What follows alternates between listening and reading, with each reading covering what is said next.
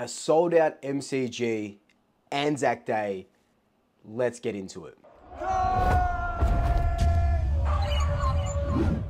A quick one again before we do jump straight into it. If you're watching this and you're not subscribed, which I can see is about 52% now, and you're a Collingwood supporter, just hit that subscribe button, please. It's free. You support the channel. It would mean the absolute world to me if you're already subscribed and you do have those notification bells turned on. Thank you so much. I love you so much. Now, let's get into the football. This game, everyone looks forward to it, right? Even supporters that aren't Collingwood or Essendon supporters, they look at this game, mark it on their calendar.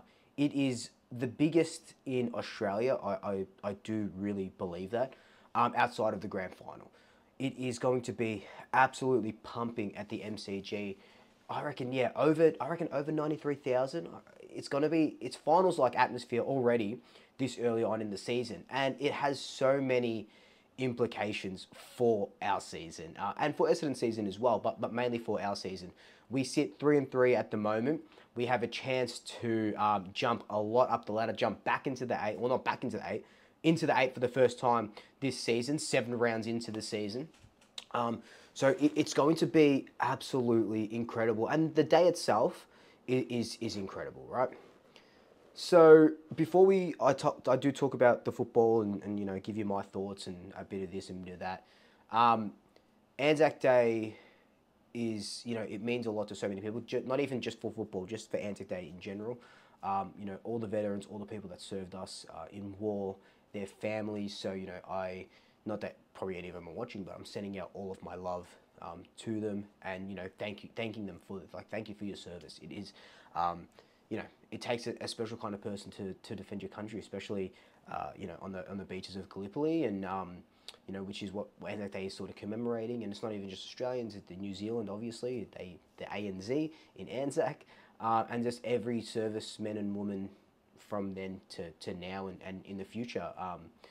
It takes someone very special, and they're very special people to put their life on the line to defend the country that they love. And yeah, thank you so much. Now the football. So like I said, Collingwood 3-3. We have a really big chance to go 4-3.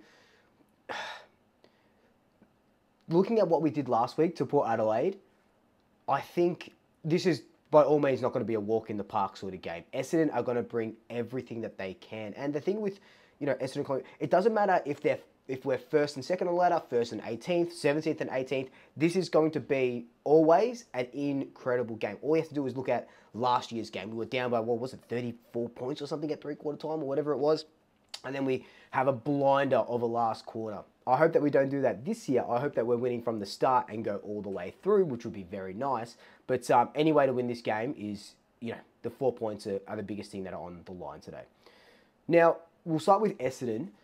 They're a bit of a rollercoaster team, aren't they? They're having some good wins, having a couple of losses, but they are nearabouts. They could play finals for the first time in however many years, and they're actually a decent-ish side at the moment. They've got a lot of star sort of players. Harry Jones has come out of nowhere and played really well. Jake Stringer in his contract year playing, of course, really well. And you know that Jake Stringer against Collingwood on ANZAC Day, he's just going to somehow kick 3 goals because that's just what he does. Durham as well, Dursma.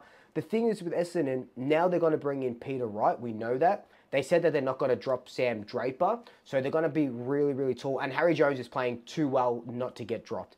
So maybe they lose a Goldstein, or are they going to play really, really tall? That's going to be the most interesting one, because without Nathan Murphy, it does limit our sort of intercept sort of power. But then with what Billy Frampton's been able to do, it sort of counteracts that, because he can play as that, you know, that full back position and let Jeremy Howe, Maynard, Isaac Waynor, Darcy Moore fly when they need to fly. So I'd love to see Frampton straight onto Peter Wright.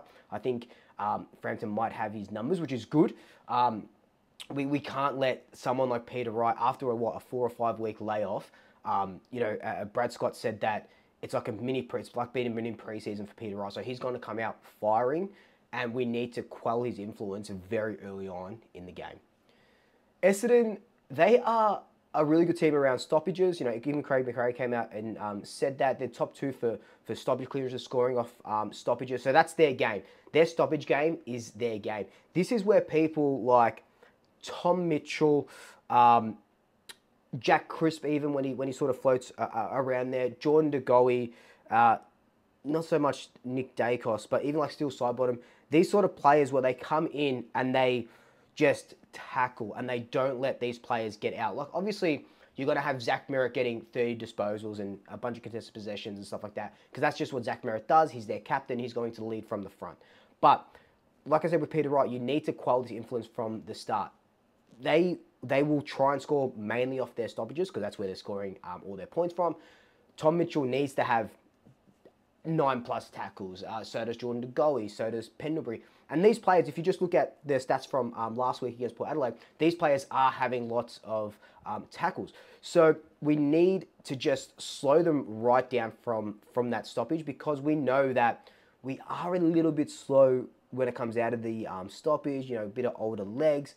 And we won't be able to sort of run them over the ground. So we need to stop them at their source, and their source is heaps of pressure, which we know that we're bringing.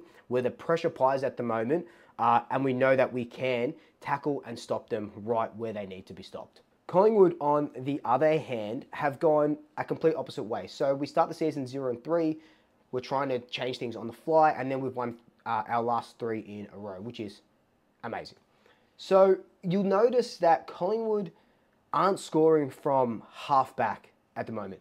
So our game, our 2022 game, our 2023 game was 1 scoring off turnovers, 2 high scoring chains from half-back all the way to the forward line and scoring off that. We were the best at it.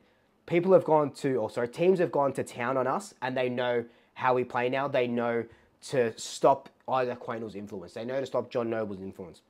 Dacos off the half-back line. Scott Pennery off the half-back line. They know what to do at the moment, and I think I saw that we might be bottom 3 for scores off the half-back line. And you look at that and you go, oh shit, that means that we're no good.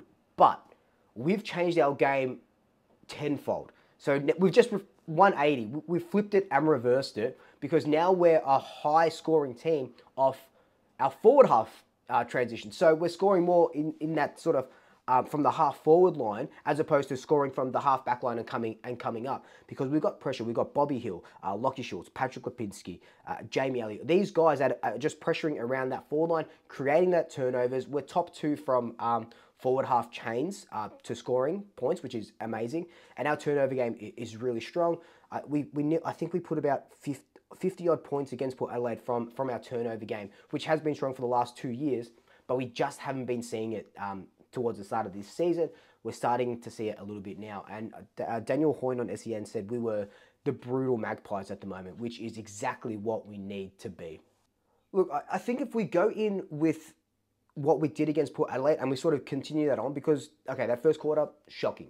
But those 3 quarters after that, we did insanely well. And we were just, smashing in contested possession, turnovers, ground ball gets, intercepts, and all this sort of stuff, where Port are a top 4 team, right? And we were able to just beat them into the ground and come out on top. I think it's more of the same with Essendon. I know that they're going to want to get up, and it's going to be probably a close-ish game before I think that we put our foot down on the pedal and just take it right up to them, and we just become a little bit unstoppable. I think it might be a bit of a wake-up call for Essendon in this game. I'm confident going into this game, and when I'm confident, I get a little bit scared when I'm confident, but I really am.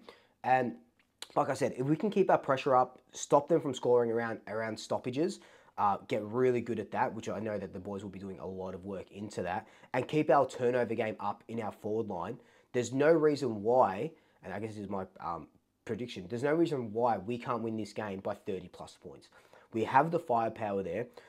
We have the stars. Jordan De Goey's had a blinder these last 2 weeks. He's probably someone who's going to get the ANZAC Day medal. Bobby Hill, if he puts that performance up from last week, but then gives up but scores a couple of his own, he could be in for the ANZAC Day medal as well. There's a lot. Nick Dacos is just going to do Nick Dacos things. He might get tagged a little bit. Who was it? Was it Durham that puts a bit of a tag on Bontempelli when they absolutely smashed the Doggies? So we might see that a little bit as well. A player to look out for me, who could honestly, and I just mentioned him, could stamp his name not only in ANZAC Day folklore, but just could be a really big season for him, is Jordan De Goey. Like I said, he's had two really good games, and he was instrumental last week in why and how we beat Port Adelaide. But I think that it'll definitely be Jordan De Goey just for what he's been able to bring for the last 2 weeks, and he's going to go on, and that is just a snowball rolling, and that is what his season is going to look like. He needs to have a really big ANZAC Day if we're to win by as much as I think we're going to win by. But anyway, guys, let me know your thoughts down below. How do you think ANZAC Day is going to play out? How do we beat Essendon? How do we score points? Let me know all your thoughts down below. Who's going to win the ANZAC Day medal? But until then, like, comment, subscribe, tell your family, tell your friends, tell your pets, and until next time, double shackers. I'll swoop you later.